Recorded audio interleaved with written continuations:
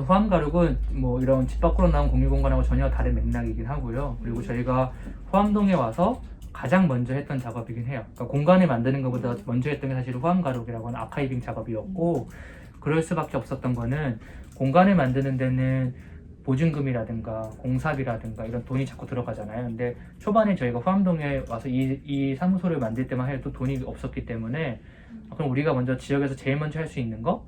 그럼 우리가 그냥 소위 말하는 이제 몸으로 때우면 되는 거. 그게 아카이빙 작업이었어요. 그래서 그냥 홍보해서 주민이 신청하시면 나가서 이제 뭐 줄자나 이런 디스토 이런 거 가지고 그냥 실측하고 그거 들어와서 캐드 치고, 이거는 진짜 돈 안 들어도 할 수 있잖아요. 그러니까 그걸 먼저 하기 시작한 거고, 그게 지금까지 한 4년 넘게 이어져 오면서 최근까지 작년 연말에 마무리했을 때 1차적으로 마무리했을 때 24개의 집을 기록을 했어요. 이게 아주 많이 한 건 아닌데 막 우리가 하고 싶다고 할 수는 없는 게, 실제로 거기 거주하시는 분이 신청을 하셔야 돼요. 왜냐하면 우리가 외관만 설계한 그 도면을 그리는 게 아니라 실제로 내부에 들어가서 집 내부를 다 재거든요. 그러다 보니까 거주하시는 분이 신청하면 할 수가 있어서 많이는 못하지만 지금까지도 꾸준히 하려고 했었고, 이제 저희가 겨울이나 한여름에 좀 쉬어요. 너무 춥고 저는 사실 제가 안 하고 저희 팀원들이 하는데 밖에서 도면 그리고 막 줄자 재는데 막 손가락 다 어니까 네, 그래서 그때는 좀 쉬고 이제 그 시기 지나면 또 홍보해서 하고 이렇게 하고 있어서 아카이빙 작업인 거죠. 네. 그래서 목적만 조금 마저 설명을 드리면 사실 거창한 목적 없어요. 뭐 저희가 뭐 엄청나게 큰 그런 걸 가지고 한 게 아니라 후암동에는 지금 재건축 이슈도 있어서 특히 저희 사무실 쪽은 신축을 아예 못하게 되어 있어요. 그러다 보니까 자연스럽게 오래된 주택들이 많이 남아있죠.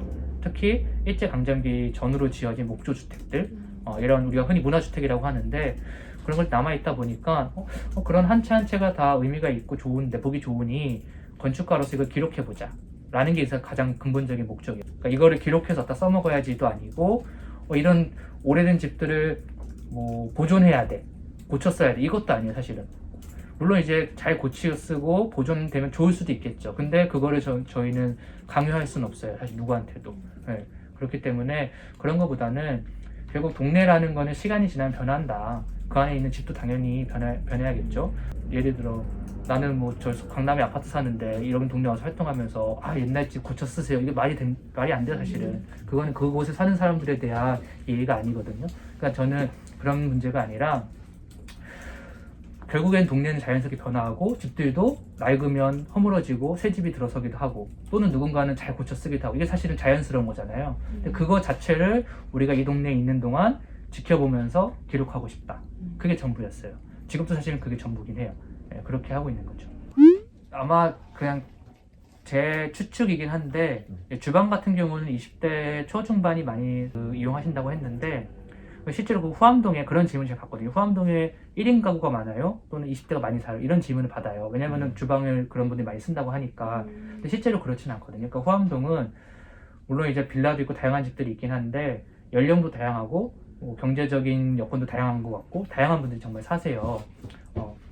그러다 보니까 주방이라는 공간은 굳이 주민 중에 비율이 20대가 많은 것도 아니다 보니까 다양한 이제 외부에서 오시는, 또 이게 약간 뭐 그런 덕이 있는 거죠. 서재는 조금 다른 맥락은 우리가 보통 뭐 연령을 떠나서 20대, 30대, 40대 그 연령을 떠나서 내가 이렇게 집에서 커피숍을 가거나 카페를 가거나 뭐 이런 데 가서 작업을 하거나 뭐 잠깐 회의를 하잖아요. 근데 카페를 갈 수도 있고 뭐 아니면은 다른 데 근처에 있는 스타벅스를 갈 수도 있는데 거기보다는 조금 더 내가 집중하고 싶고 조금 더 방해받지 않고 싶으신 주민분들이 오시는 것 같아요. 왜냐하면은 주민들 중에는 이게 새로운 주민이 계속 오는 게 아니라 한 번 쓰신 분들이 꾸준히 오시거든요.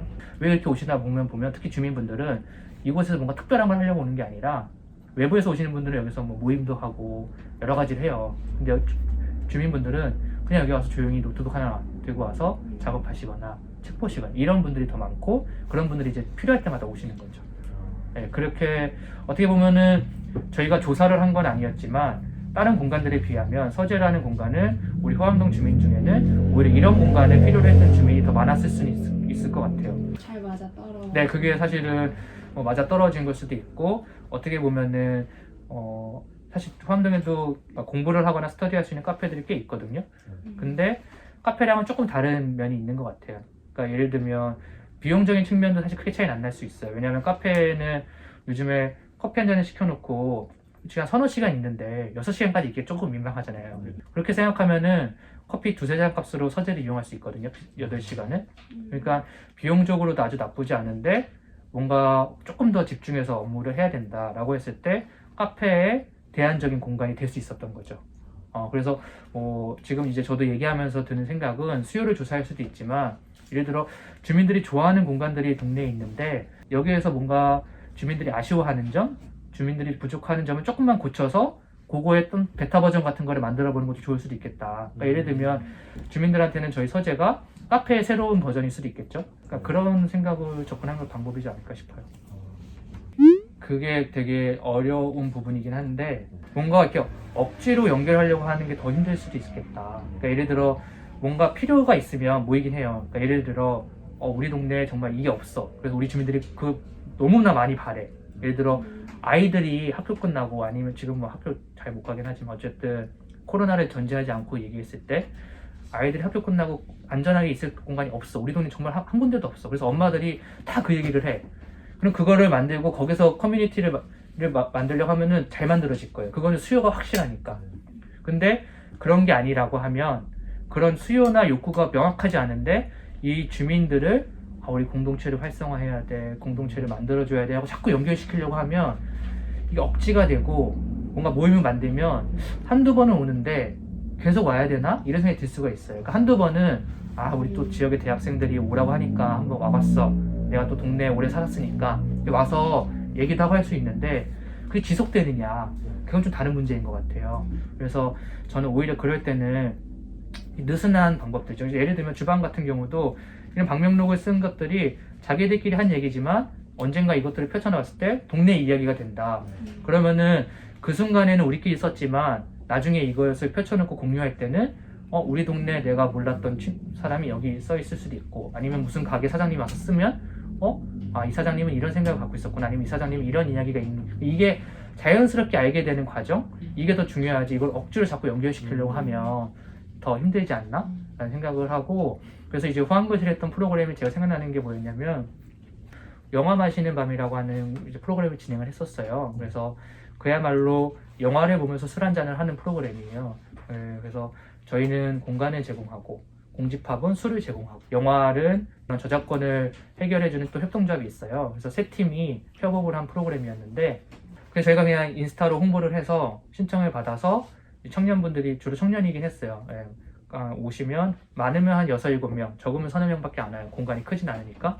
그래서 오셔서 영화를 보는 거예요. 영화를 보는데 이제 술을 한 잔씩 줘요. 그러니까 영화에서 다룬 술, 포도주를 주제로 한 술이다. 아니면은 뭐 리트 포레스트 같은 거다가 막걸리, 위스키가 있다면 뭐 위스키 이런 식으로 해서 저희가 술을 한 잔씩 시작할 때 잠깐 소개해드리고 제가 아니라 거기 스태프분이 그래서 뭐 위스키의 시향도 좀 하고 그래서 자기가 원하는 위스키를 고르면 한 잔씩 드리고 한 잔씩 마시면서 영화를 조용히 보는 거예요.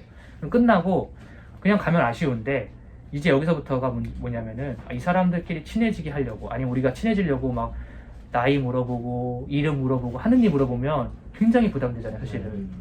그래서 그렇게 하지 않았어요. 그냥 간단하게 종이를 나눠주고 영화 보면서 들었던 생각이나 뭐 질문, 그러니까 누구한테 또 듣고 싶은 대답이 아니라 그냥 혼자 생각하는 질문들 있잖아요. 그런 것들을 한 바퀴 돌려서 적고 그걸 보고 그냥 헤어졌어요.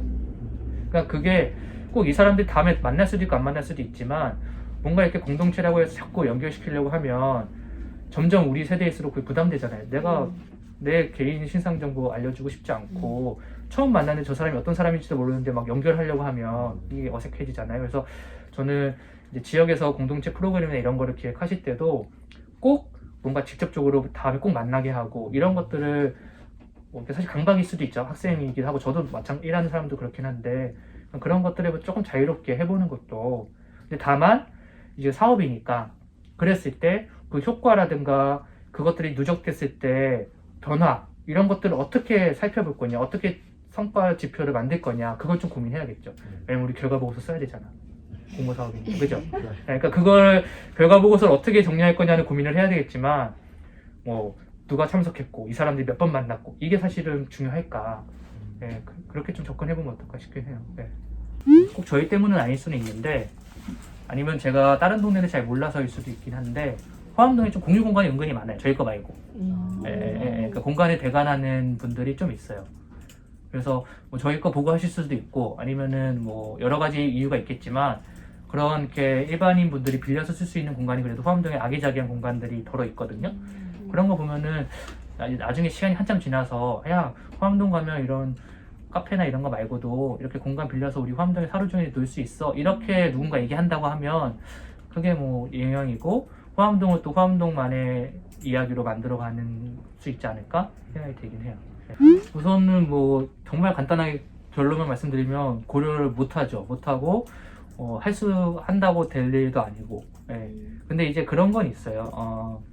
일단 젠트리피케이션의 문제는 누구도 자유로울 수 없고 사실은 저희 같은 팀이나 또는 뭐 유명한 카페나 식당을 운영하시는 한 개인들이 이거를 해결할 수 없는 과제긴 해요. 이거는 사회적인 도시적인 차원의 과제라고 보기 때문에 저희가 뭐 고려를 한다라는 거는 사실은 어불성설인데 다만 그럼 후암동이 실제로 이런 저희뿐만 아니라 뭐 정말 유명한 카페나 정말 유명한 식당들이 덜어 있거든요. 덜어 있는데 그런 것들로 인해 젠트리피케이션이 일어나고 있는가?